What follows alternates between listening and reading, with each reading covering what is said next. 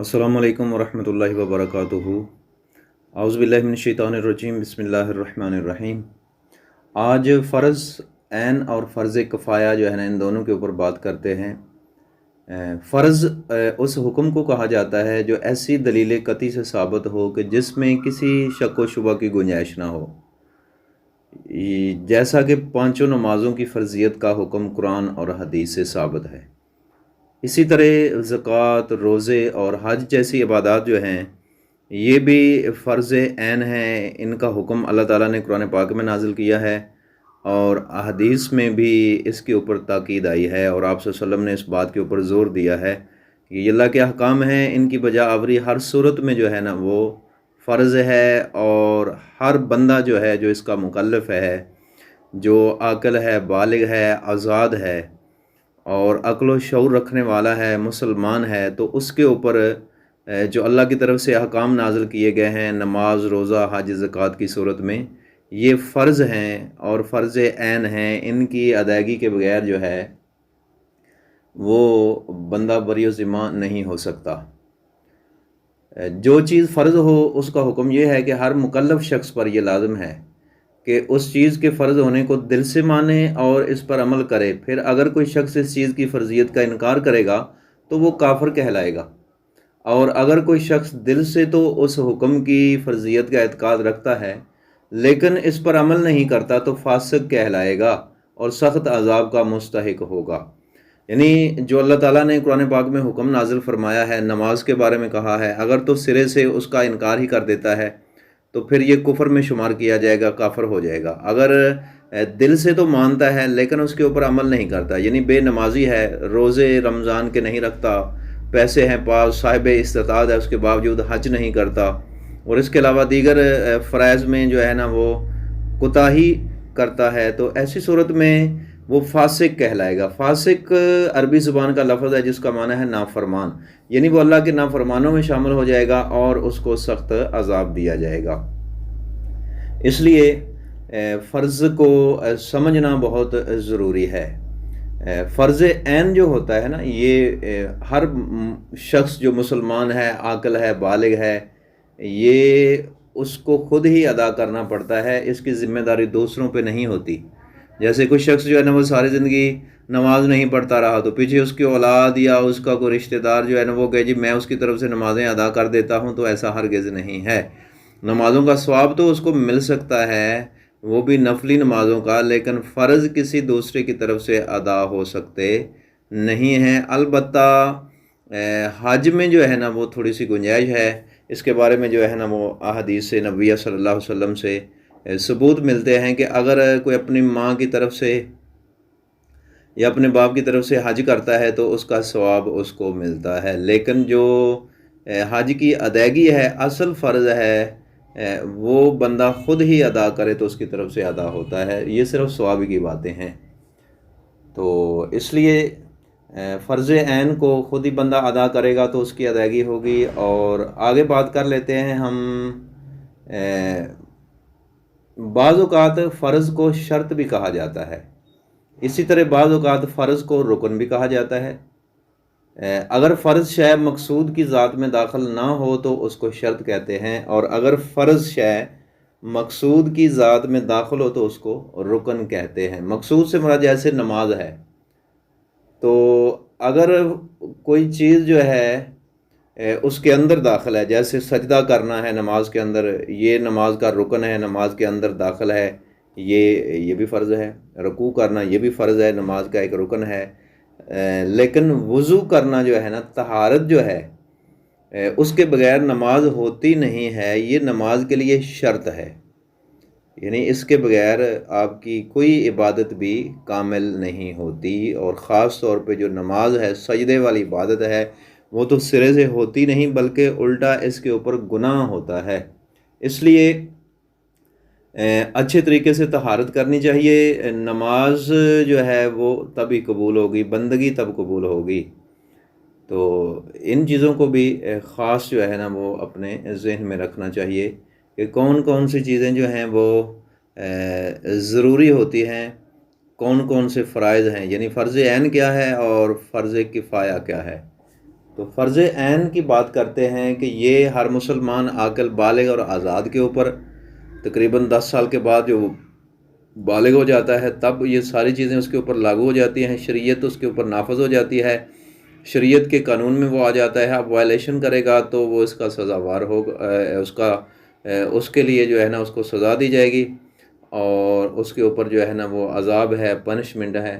لہٰذا 10 سال کے بعد 11-12 سال جب بھی وہ حالت بلوغت میں پہنچتا ہے تو ایسی صورت میں وہ مرد ہو چاہے عورت ہو، اس کے اوپر یہ تمام چیزیں جو اللہ کے احکام ہیں وہ فرض ہو جاتے ہیں اور ہر بندے کو اس کی ادائیگی کرنا بہت ضروری ہے۔ اگر کوئی نہیں کرے گا تو جیسا کہ نماز نہ پڑھنے والا جو نافرمان ہے، فاسق ہے، اس کے بارے میں قرآن پاک نے سورہ مدثر کے اندر جو ہے نا وہ آیت آتی ہے کہ جنتی لوگ جو ہیں وہ جہنمیوں سے پوچھیں گے ما سلککم فی سقر، تمہیں جہنم میں کون سی چیز لے آئی؟ قالوا لم نک من المصلین، تو وہ آگے سے جواب دیں گے ہم دنیا میں نماز نہیں پڑھا کرتے تھے، یعنی بے عمل تھے، فاسق تھے، اللہ کے حکم کو دل سے تو مانتے تھے لیکن اس پہ عمل نہیں کرتے تھے، اس وجہ سے آج ہمیں جہنم کی آگ میں یہاں ڈال دیا گیا ہے اور یہ بہت دردناک عذاب ہے۔ تو اس لیے کوئی بھی فرض ہے تو اس کا انکار کرنا سرے سے یہ کفر کہلاتا ہے اور اس کے اوپر عمل نہ کرنا یہ فسق اور نافرمانی کہلاتا ہے، لہٰذا ہمیں اس سے احتراز کرنا چاہیے۔ آگے بات کر لیتے ہیں فرض کفایہ کی۔ فرض کفایہ وہ حکم ہے کہ جس کا کرنا تمام لوگوں پہ فرض نہیں ہوتا، اس طرح کہ اگر بعض لوگ وہ کام کر لیں تو بقیہ لوگوں پر سے بھی ذمہ داری ختم ہو جاتی ہے۔ اگر کوئی شخص یہ کام نہ کرے تو سب گناہ گار ہوں گے۔ اس کی مثال جو ہے اس کے لیے بہت سارے احکام پیش کیے جا سکتے ہیں، جس میں بعض خالص دینی احکام ہیں، اس میں دنیاوی بھی چیزیں شامل ہیں۔ تو فرض کفایہ کا معنی کافی ہے، یعنی وہ تھوڑے لوگوں کی طرف سے ادائیگی کی جائے تو سارے لوگوں کی طرف سے کفایت کی ہو جاتی ہے۔ تو اس کی مثال جو ہے نا وہ میت کو غسل دینا یہ واجب ہے۔ اگر 1-2-4 آدمی اس کو غسل دیتے ہیں، اس پہ نماز جنازہ پڑھنا، میت کی تدفین کرنا، یہ ساری چیزیں جو ہیں یہ فرض کفایہ میں آتی ہیں۔ اس کے علاوہ قرآن پاک کی حفاظت کرنا، یعنی اگر کسی نے زبانی یاد کیا ہے تو اس کے حفظ کو یاد رکھنا یہ واجب ہے، یہ فرض کفایہ ہے اس کو، یعنی گھر میں اگر کسی نے کیا ہے، یا اس کے علاوہ جو مصحف ہے یعنی قرآنی نسخہ ہے اس کی حفاظت کرنا یہ بھی فرض کفایہ ہے۔ اس کے اوپر بھی لوگوں کو جو ہے نا وہ دیکھنا پڑے گا۔ دنیاوی احکام کی مثال جیسے کہ وہ صنعتیں وغیرہ، فیکٹریاں، کارخانے لگانا جن کی لوگوں کو ضرورت ہوتی ہے تاکہ وہاں سے ان کو روزگار ملے، رزق حلال کما سکیں، زراعت، کھیتی باڑی وغیرہ، یہ سب یعنی رزق حلال کمانا یہ فرض کفایہ ہے۔ اگر گھر میں سے ایک بندہ بھی رزق حلال کما رہا ہے تو کافی ہے، ہر بندے کو رزق حلال کمانے کا جو ہے وہ یہاں پہ حکم نہیں دیا گیا۔ اللہ تعالیٰ نے ویسے حکم دیا ہے کہ تم پاکیزہ رزق کھاؤ جو تم کسب کرتے ہو، جو تم حلال کی روزی کماتے ہو اس میں سے، تو ایک بندہ بھی اگر کر لیتا ہے تو کافی ہے۔ اس کے علاوہ اچھے کاموں کی جو ہے نا وہ طرف لوگوں کو راغب کرنا، ان کو حکم دینا اور برے کاموں سے ان کو منع کرنا یہ بھی فرض کفایہ ہے۔ اگر چند لوگ نیکی کا کام کر رہے ہیں، دعوت و تبلیغ کا کام کر رہے ہیں، دین کو لوگوں تک پہنچا رہے ہیں اور برائیوں سے ان کو، نافرمانیوں سے، جھوٹ، چغلی، غیبت، اس طرح کی جو غلط کاریاں ہیں، شراب نوشی ہے، ایسی تمام چیزوں سے اگر روکنے والی ایک جماعت ہے، کچھ لوگ موجود ہیں امر بالمعروف اور نہی عن المنکر کرنے والے، تو یہ بھی فرض کفایہ ہے، یعنی چند لوگ ایسے ہونے چاہیے کہ جو لوگوں کو نیکی کا حکم دیں اور برائی سے منع کریں۔ اگر ایسی صورتحال بن چکی ہے کہ کوئی بندہ کسی کو برائی سے نہیں منع کر رہا، برائی آنکھوں کے سامنے ہو رہی ہے اور وہ اس کو دیکھ رہا ہے، اس کے بارے میں آقا دو جہاں صلی اللہ علیہ وآلہ وسلم نے ارشاد فرمایا کہ تم میں سے اگر کوئی برائی کو دیکھے تو اس کو چاہیے کہ وہ اپنے ہاتھ سے روکے، اور اگر ہاتھ سے روکنے کی طاقت نہیں ہے تو اسے چاہیے کہ زبان سے ان لوگوں کو منع کرے کہ ایسا نہ کریں۔ اگر زبان سے بھی منع کرنے کی وہ صلاحیت نہیں رکھتا تو اس کو کم از کم دل میں برا جانے، اور آپ نے فرمایا ذالک اضعف الایمان، یہ ایمان کا کمزور ترین درجہ ہے، یعنی دل میں برائی کو برا جاننا۔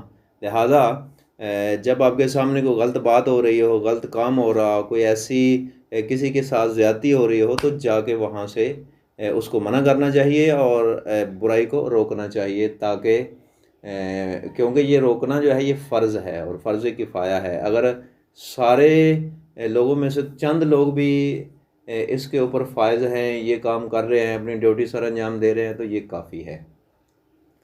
اس کے علاوہ اللہ تعالیٰ کے راستے میں جہاد کرنا یہ بھی فرض کفایہ ہے۔ یعنی اگر کچھ لوگ جا کے دشمنوں کے مقابلے میں ان کے ساتھ مقابلہ کرتے ہیں، ان کا فتنے کو ختم کرنے کے لیے اپنی قوت اور ہمت دکھاتے ہیں، تو یہ کافی ہے۔ تو اس کے علاوہ اگر کوئی پانی میں ڈوب رہا ہے تو اس کو بچانا بھی فرض کفایہ ہے۔ اگر 2-4 لوگ اس کو بچاتے ہیں، کہیں آگ لگ گئی ہے تو اس کو بجھانا، یہ سب فرض کفایہ میں چیزیں شامل ہیں۔ تو اب 2 چیزوں کا ہم نے جو ہے نا یہاں پہ ذکر کیا ہے، فرض عین اور فرض کفایہ۔ فرض عین وہ ہوتا ہے جو ہر بندے کے اوپر لازم ہوتا ہے، ضروری ہوتا ہے اس کی ادائیگی، اور فرض کفایہ جو ہے وہ اگر چند لوگ اس کی ادائیگی کر لیں تو سبھی کی طرف سے ادا ہو جاتا ہے۔ ادائیگی سے مراد کہ سبھی بری و ذمہ ہو جاتے ہیں، گناہ گار نہیں ہوتے۔ لیکن اگر فرض عین جیسے نماز، روزہ، حج، زکوٰۃ، اس کی ادائیگی کو بندہ نہیں کرتا تو حقیقت میں اس نے اللہ تعالیٰ کے حکم کی نافرمانی کی ہے، اور ایسے میں وہ عذاب اور سزا کا مستحق ٹھہرے گا، اور بروز قیامت اگر اللہ چاہے گا تو اسے معاف کر دے گا، اور چاہے گا تو اس کو عذاب ہوگا۔ اس لیے ہمیں جو ہے وہ ان چیزوں کو سمجھنا چاہیے کہ جو چیزیں ہمارے اوپر فرض کر دی گئی ہیں، ضروری ہیں، ہمارے لیے لازمی ہیں، ان کو کسی صورت میں نہ چھوڑیں۔ نماز کی پابندی کیا کریں، 5 وقت کی نماز بہت ضروری ہے، اس کے علاوہ کوئی چارہ نہیں ہے۔ ایک حدیث میں آتا ہے، آقا دو جہاں صلی اللہ علیہ وآلہ وسلم نے ارشاد فرمایا کہ بے نمازی جو ہے اس کا قیامت کے دن حشر فرعون، قارون اور ابو جہل، حامان اور بڑے بڑے جو کافر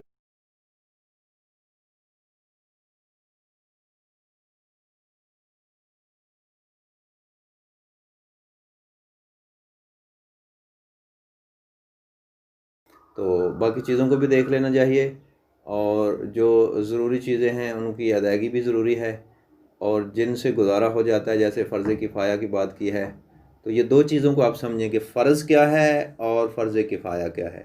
اتنی ہی بات تھی، یہی پیغام تھا جو آپ تک پہنچانا تھا۔ امید ہے کہ آپ نے اس کو اچھے طریقے سے سمجھ لیا ہوگا۔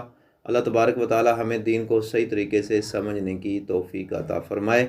تو ایک بات میں اور بھی یہاں پہ جو ہے نا آپ کو بتاتا چلوں کہ فرض جو ہے، جیسے نماز کے فرض ہیں، جیسے فجر، ظہر، عصر، مغرب، عشاء، تو فرض رکھتیں جو ہوتی ہیں ان کی نیت کیسے کرنی ہے وہ بھی میں یہاں پہ ہی آپ کو بتا دیتا ہوں۔